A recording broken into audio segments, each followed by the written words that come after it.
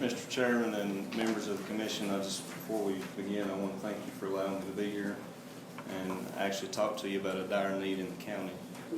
At the last public safety meeting, myself along with the Sheriff's Office made it public that public safety agencies in the county are in a crisis. And I'm afraid that we are severely behind the 8 ball compared to other counties because of the public safety agencies being behind. But before I begin on the budget request, I just want to make everybody aware of what the communications district actually does and the services that they provide for the county. Spoke to the public safety committee about this as well, and I just want everybody to be aware of it. The communications district provides 3 essential services to 56,000 citizens and the visitors of Hawkins County. The first service that we provide is 911 services.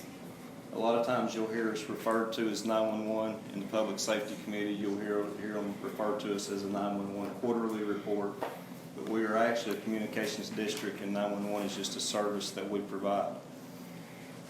911 service is the primary and the sole service that we have to provide to the county. 911 is funded by the state of Tennessee. We receive funding for 911.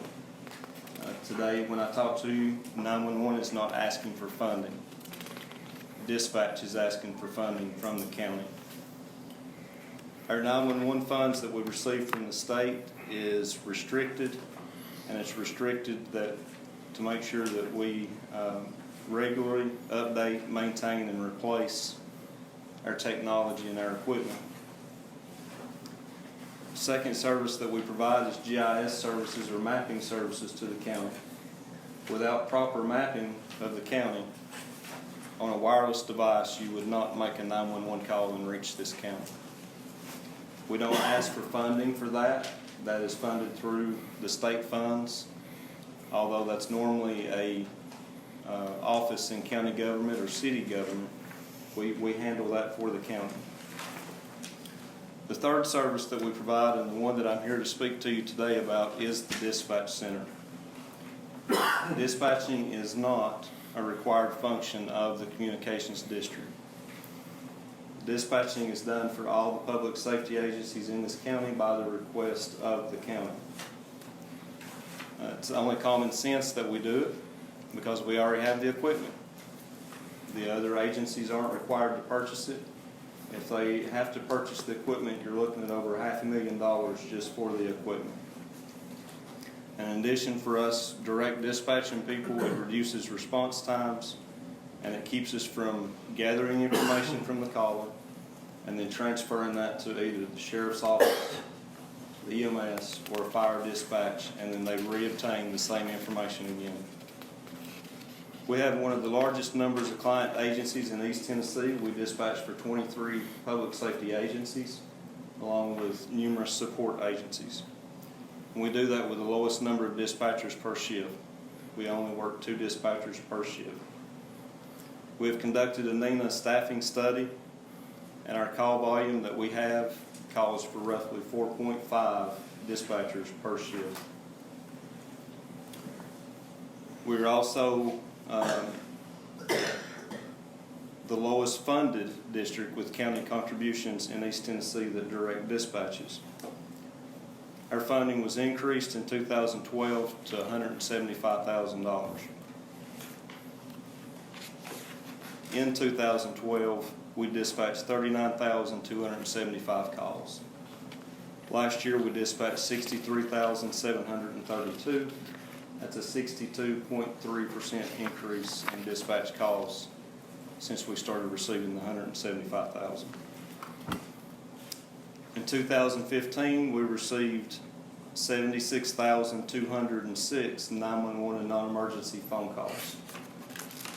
Last year, we received 106,025 911 and non-emergency phone calls. That's a 39% increase since 2015. This year, in our contribution request, we're asking for $304,262. That also includes the NCIC user fees that the sheriff's office has to pay. Do what? 304,262. Not including those NCIC user fees that is incurred from the sheriff's office, that's asking for an increase of $119,720. With that being said, our call volume will no longer support only 2 dispatchers. We have to increase our staffing and we have to increase our pay. Again, we're one of the lowest paid districts in East Tennessee. Our communication specialists on a routine basis have to eat cold food because they can't take a break for lunch. At times they're having to wait for an hour or even longer to take a bathroom break because they're answering the phones and dispatching calls. Callers are routinely placed on hold now, and emergency personnel or law enforcement personnel are told to stand by on the radio simply because we don't have enough people for our call volume. If you call 911, it's very likely that you're having one of the worst days of your life or you're experiencing one of the most traumatic events that you've ever experienced. These calls don't come in one at a time. During the swatting call at Volunteer High School, our phone system was overloaded that it started giving people a fast busy signal. You could not get through to us. During the wildfire event in the Hendertown area this year, we were experiencing over 50 phone calls an hour.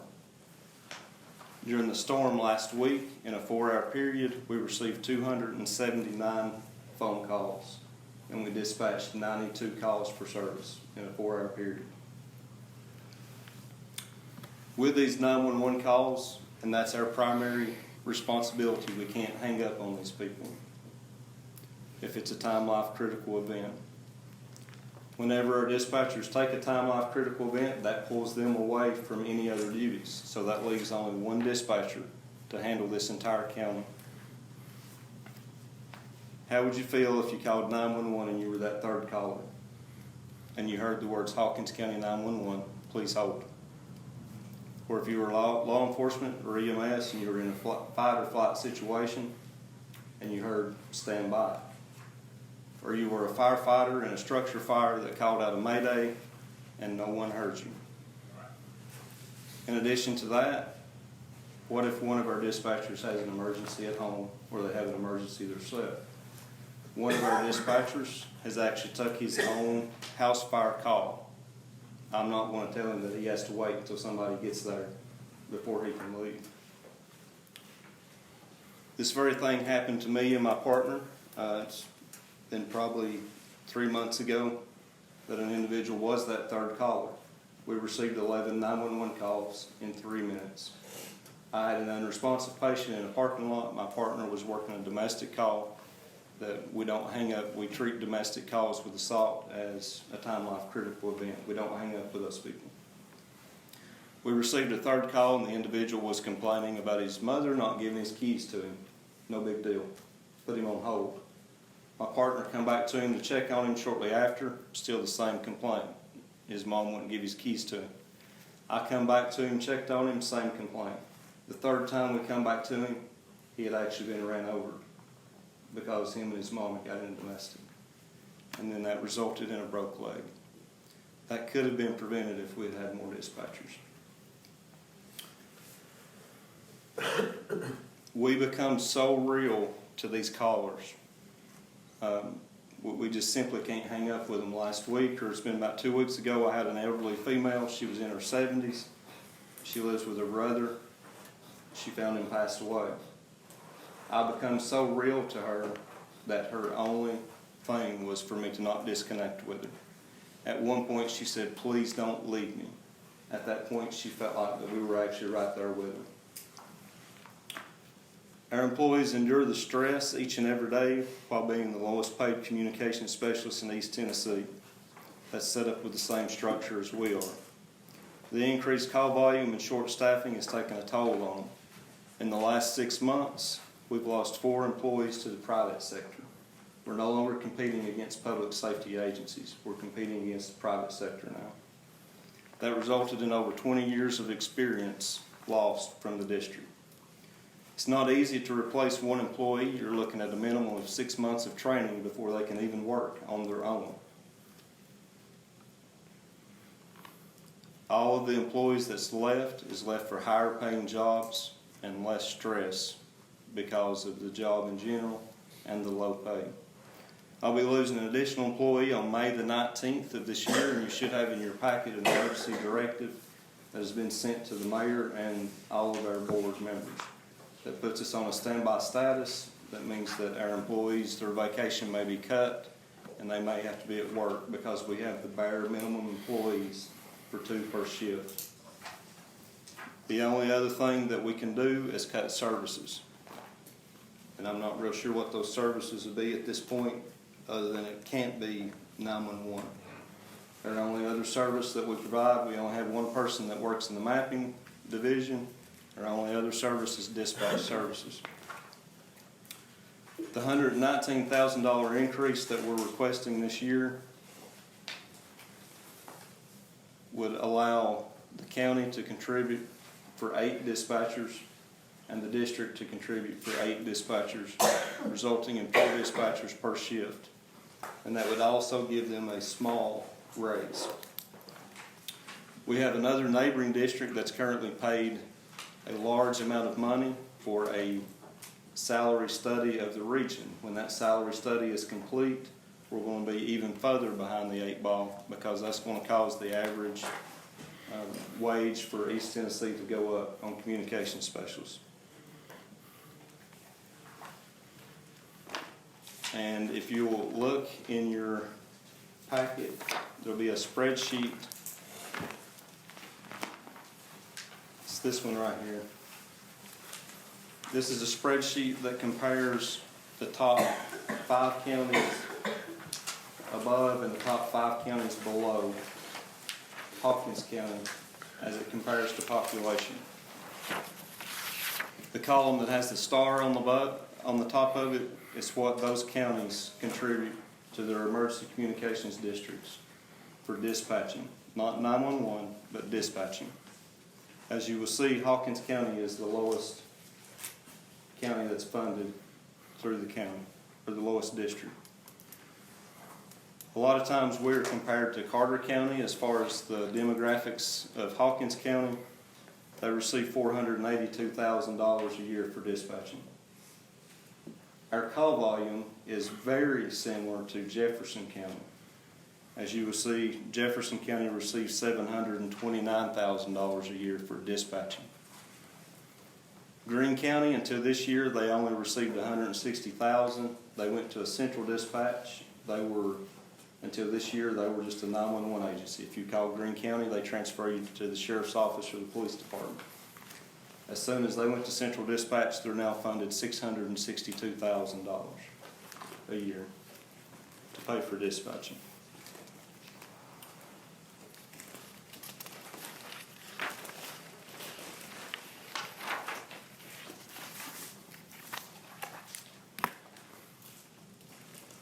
With that being said, I respectfully ask for the increase because at this point, I really don't know where we stand with the dispatching if we lose any more employees. That increase is $119,720. It's roughly $119,000. And with the $175,000 you get, that would make it $294,720. No, with the NCIC fees, that will make it $304,262. $304,262. How many employees did you say that would let you hire? That will be 4 per shift, so it'll be 16 total employees for dispatching.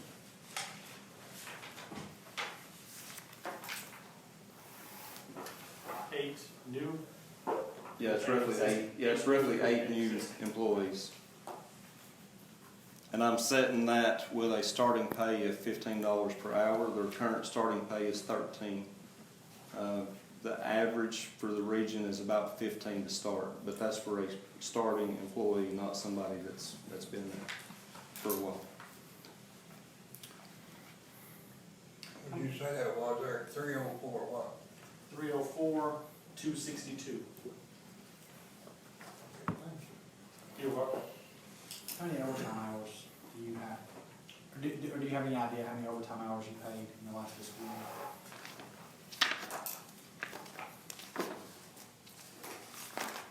The way they work, they have built-in overtime. Each pay period, they have 8 hours of mandatory overtime. But I can tell you, Which is time and a half, correct? yes, sir. Would that stay built in? You have. if Your you're not- 8 hours is still built in, yes. Even with 8 new employees? Yes.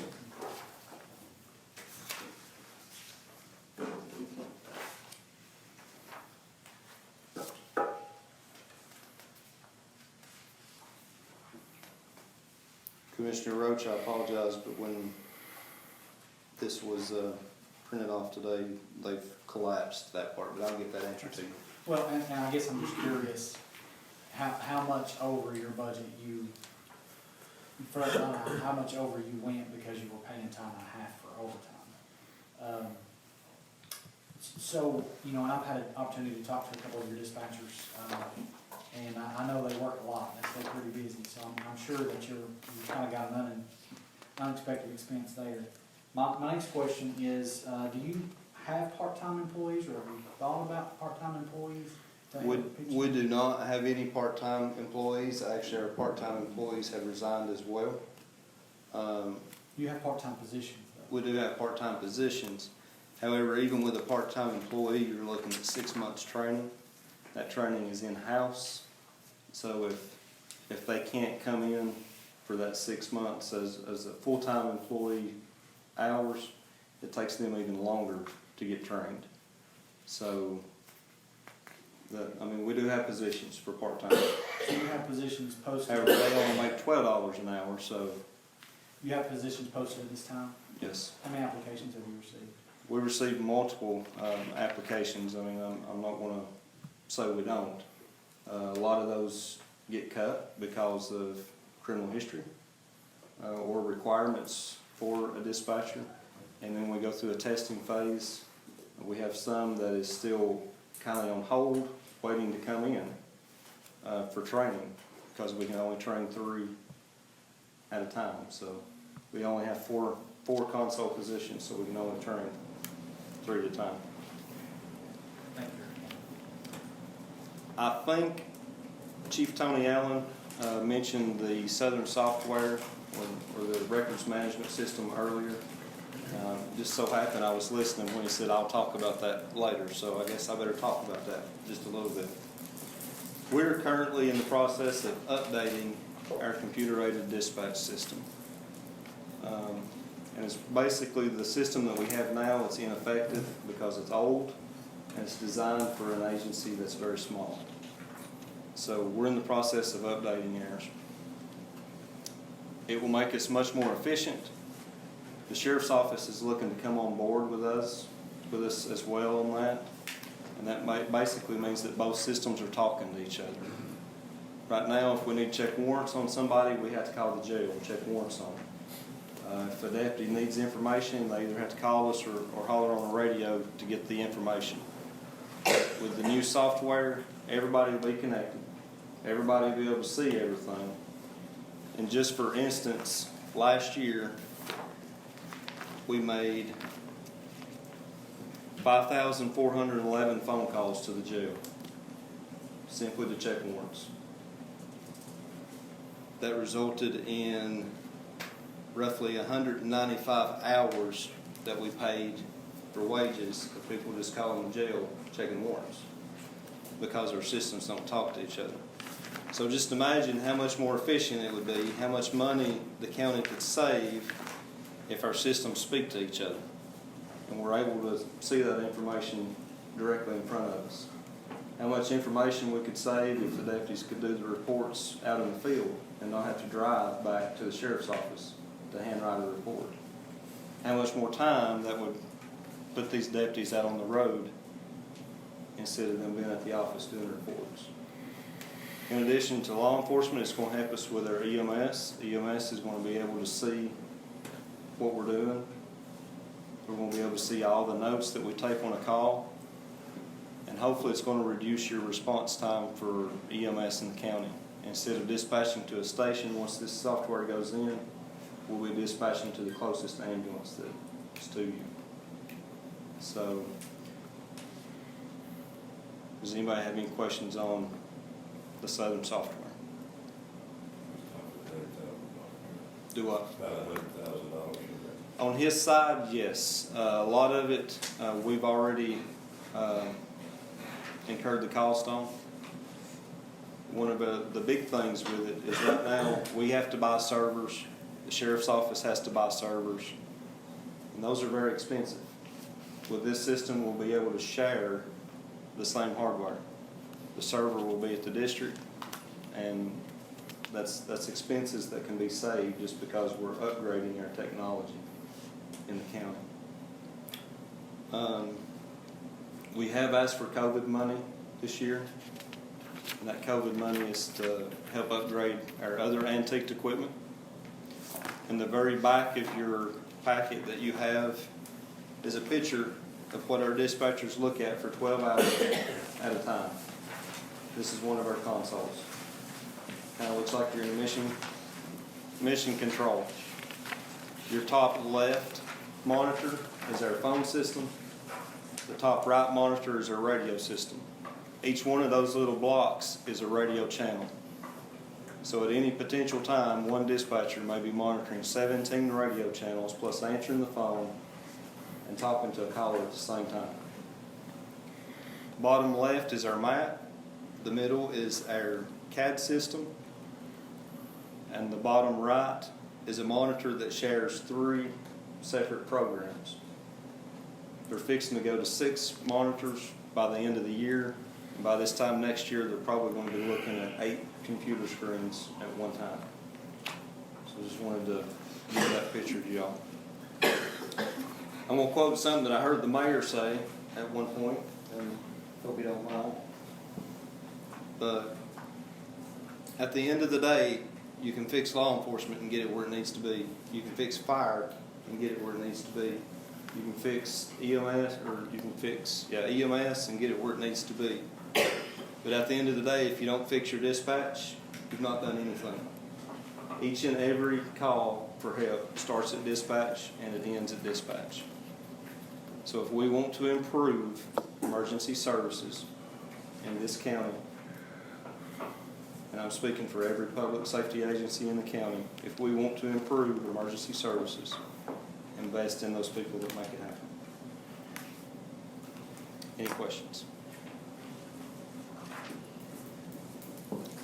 Thank each and every one of you for your service. You all sat on the side that I wouldn't want to sit on, so. I appreciate the job. Thank you, sir.